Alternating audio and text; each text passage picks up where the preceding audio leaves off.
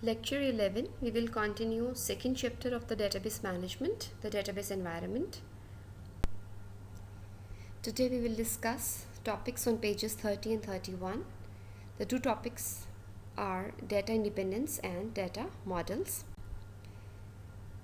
First we will discuss advantages of three-level architecture. Second chapter के first two lectures में हमने three-level architecture और mapping को discuss किया. आज हम ये देखेंगे कि इस आर्किटेक्चर के फ़ायदे क्या हैं.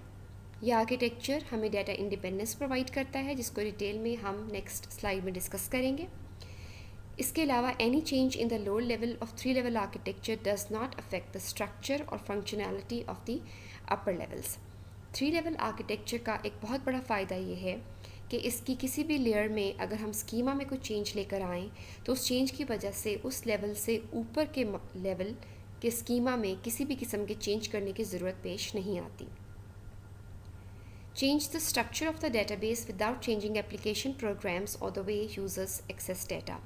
थ्री लेवल आर्किटेक्चर का एक और फ़ायदा ये है कि अगर हम थ्री लेवल आर्किटेक्चर के किसी भी लेवल में डेटाबेस के स्कीमा में कोई चेंज लेकर आते हैं तो उसकी वजह से DBMS के साथ काम करने वाला एप्लीकेशन प्रोग्राम और यूज़र का एक्सटर्नल व्यूज़ और user interface without any change काम करते रहते हैं.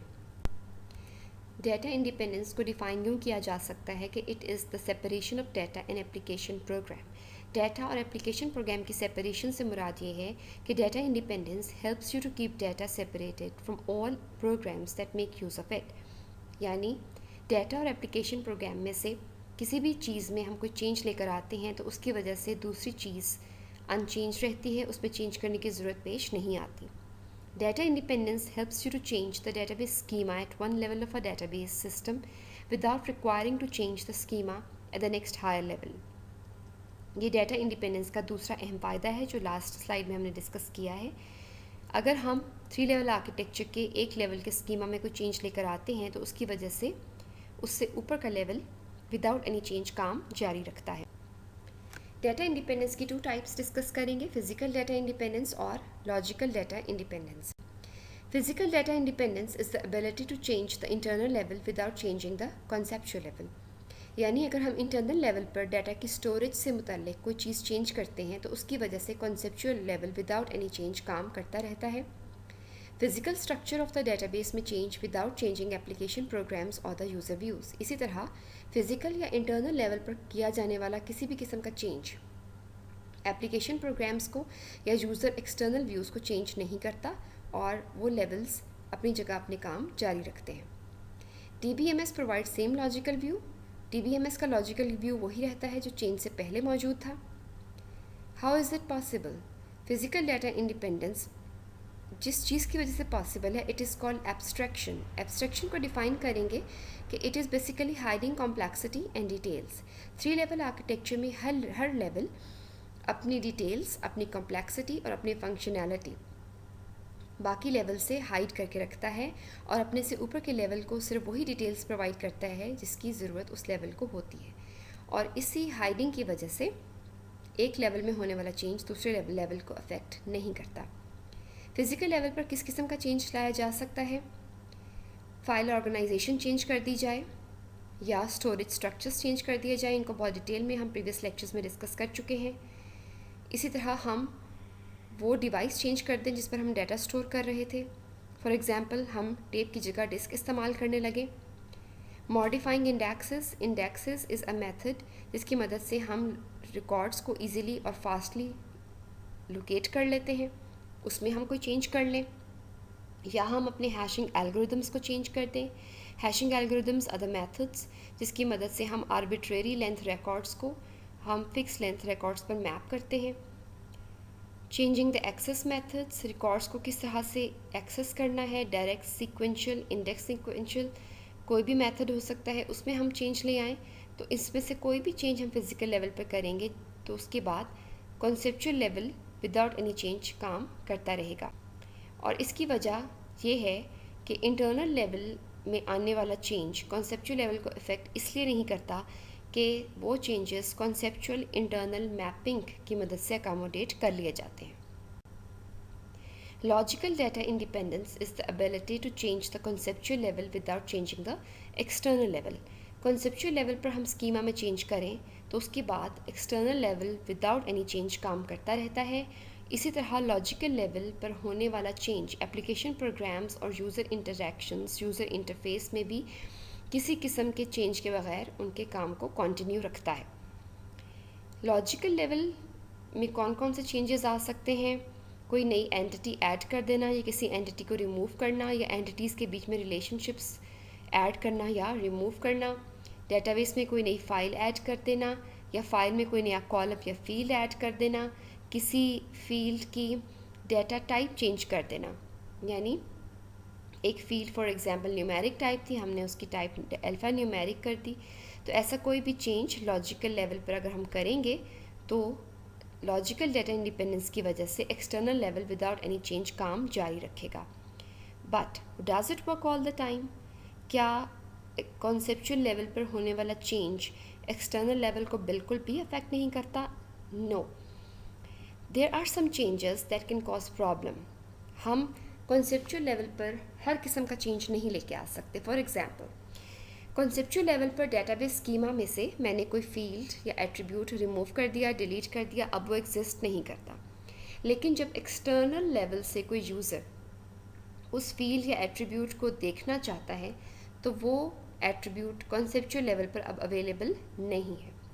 तो ऐसे केसेस में कॉन्सेप्चुअल लेवल पर होने वाला चेंज प्रॉब्लम क्रिएट कर सकता है. So it is important to analyse the effects of a change before making that change to the database. Database में कोई भी चेंज करने से पहले हमें उस चेंज को एनालाइज करना चाहिए कि क्या इस चेंज की वजह से मज़ीद कोई प्रॉब्लम हो सकता है, और ऐसे चेंजेस को अवॉइड करना चाहिए. 3 लेवल आर्किटेक्चर में देखते हैं कि लॉजिकल डाटा इंडिपेंडेंस किस तरह से कायम होती है. कॉन्सेप्चुअल लेवल पर हम कोई चेंज करते हैं स्कीमा में तो उसकी वजह से external level without any change काम करता रहता है. इसकी वजह एक्सटर्नल कॉन्सेप्चुअल मैपिंग है. हमारा दूसरा टॉपिक है डाटा मॉडल्स. मॉडल को डिफाइन यूँ किया जा सकता है कि a model is a representation of real world objects, events and their associations. आम ज़िंदगी में जब हम किसी चीज़ का मॉडल तैयार करते हैं तो वो मॉडल मुख्तलिफ़ चीज़ों, वाक़यात और उनके बीच के ताल्लुक़ को शो करता है. फॉर एग्ज़ाम्पल, एक हॉस्पिटल में हमने एक एमरजेंसी वार्ड तैयार करना है तो वार्ड को तैयार करने से पहले एक मॉडल तैयार किया जा सकता है जो दिखा सकता है कि बेड्स किस तरह से रखे जाएंगे, मशीनरी कैसे सेट होगी, नर्सेस के टेबल्स कहाँ रखे जाएंगे, नर्सेस की पोजीशन क्या होगी. तो इस तरह से मॉडल्स बनाकर चीज़ों के, वाक़यात के और उनके ताल्लुक़ को शो किया जा सकता है. डेटाबेस के हवाले से डाटा मॉडल को डिफ़ाइन यूँ किया जा सकता है कि a data model is a collection of concepts to describe and manipulate data, relationships between data and constraints on data. इस तरह से चीज़ों को, कॉन्सेप्ट्स को बयान करना कि उसकी मदद से हम अपने डाटा पर होने वाले ऑपरेशंस के बारे में जान सकें, हम डाटा की डिटेल डिस्क्रिप्शन जान सकें, हम डाटा के बीच का रिलेशनशिप मालूम कर सकें और डाटा पर मौजूद शराइत जान सकें कि किन शराइत के तहत डाटा डेटाबेस में रिकॉर्ड किया जाएगा. इस चीज़ को हम डाटा मॉडल कहते हैं. Every DBMS is based on a specific data model. Her DBMS किसी न किसी डाटा मॉडल से रिलेटेड होता है. So it is difficult to create a proper database without knowing the data model of DBMS. तो जब भी हम कोई DBMS चूज़ करें तो उसके साथ जुड़े हुए डाटा मॉडल को जानना बहुत ज़रूरी है. उसके बगैर एक बेहतर डेटाबेस सिस्टम तैयार नहीं किया जा सकता. अगर हमें DBMS सिस्टम के साथ जुड़े डाटा मॉडल का पता होगा तभी we can easily understand the facilities and functionalities provided by DBMS. एक DBMS को सही तरीके से इस्तेमाल करने के लिए उसके साथ एसोसिएटेड डाटा मॉडल का जानना बहुत ज़रूरी है. डाटा मॉडल्स की अहमियत क्या है? Helps to understand complexities of real world environment. असल सिस्टम को बनाने से पहले अगर मॉडल बना लिया जाए तो सिस्टम में मौजूद पेचीदगियों, कॉम्प्लेक्सिटीज़ का अंदाज़ा लगाया जा सकता है, उनको समझा जा सकता है और उनका हल तलाश किया जा सकता है. Data models can be used as a communication tool for database designer, application programmer and end user. एक डेटाबेस सिस्टम में मुख्तलिफ लोग इन्वॉल्व होते हैं. डेटाबेस सिस्टम को डिज़ाइन करने वाले लोग, फिर डेटाबेस सिस्टम को डेवलप करने वाले लोग, उसके साथ एप्लीकेशन प्रोग्राम्स बनाने वाले लोग और वो लोग जिनके लिए ये तमाम सिस्टम बनाया जा रहा है यानी एंड यूज़र. एक मॉडल इन तमाम लोगों के बीच में कम्युनिकेशन यानी राब्ते का काम कर सकता है। एंड यूज़र कैसा सिस्टम चाहता है उसको जहन में रखते हुए एनालिस्ट एक डाटा मॉडल बनाता है। एनालिस्ट के डाटा मॉडल को सामने रखकर डेटाबेस डिज़ाइनर डेटाबेस का डिज़ाइन तैयार करता है और उस डिज़ाइन को देखते हुए एप्लीकेशन प्रोग्रामर एक एप्लीकेशन तैयार करता है। Data model enables the users to understand the organization for which the database design is developed, यानी it helps to develop a good database. जिस कंपनी के लिए जिस ऑर्गेनाइजेशन के लिए हम डेटाबेस बनाने जा रहे हैं उसको और उसकी रिक्वायरमेंट्स को सही तरीके से समझने के लिए डाटा मॉडल बहुत हेल्पफुल हो सकता है। और अगर हम इन चीज़ों को अच्छे से अंडरस्टैंड कर लें तो एक अच्छा डेटाबेस सिस्टम डेवलप किया जा सकता है।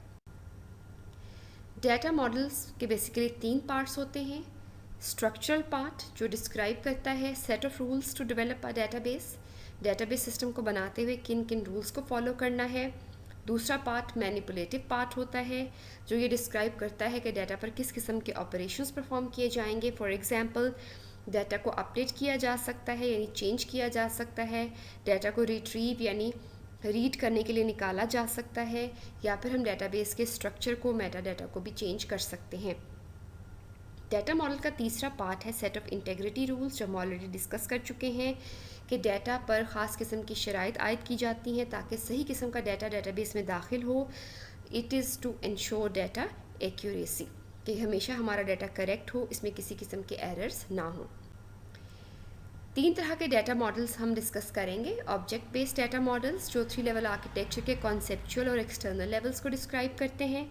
रिकॉर्ड बेस्ड मॉडल्स जो 3 लेवल आर्किटेक्चर के कॉन्सेप्चुअल और एक्सटर्नल लेवल्स को डिस्क्राइब करते हैं। और फिजिकल डाटा मॉडल्स जो इंटरनल लेवल को डिस्क्राइब करते हैं।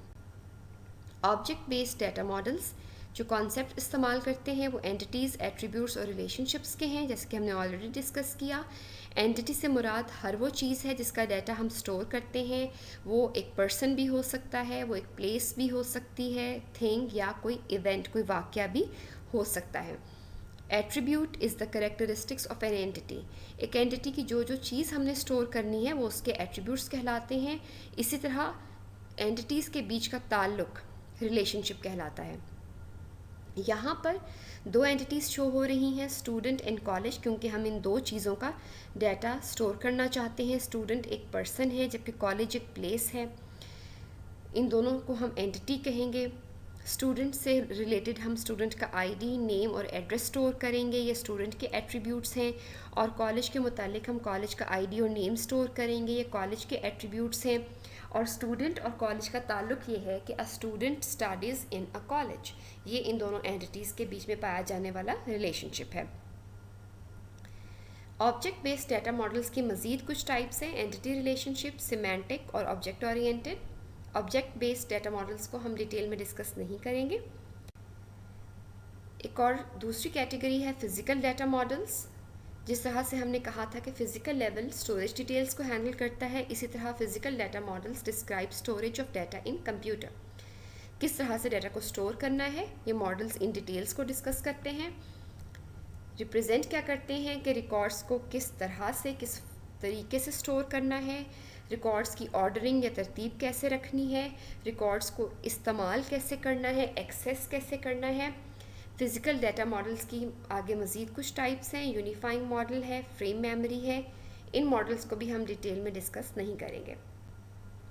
जिन मॉडल्स को हम बहुत डिटेल में डिस्कस करेंगे और हमारे थ्रू आउट कोर्स में उनको रेफ़र किया जाएगा वो है record based models which will be covered in the next lecture.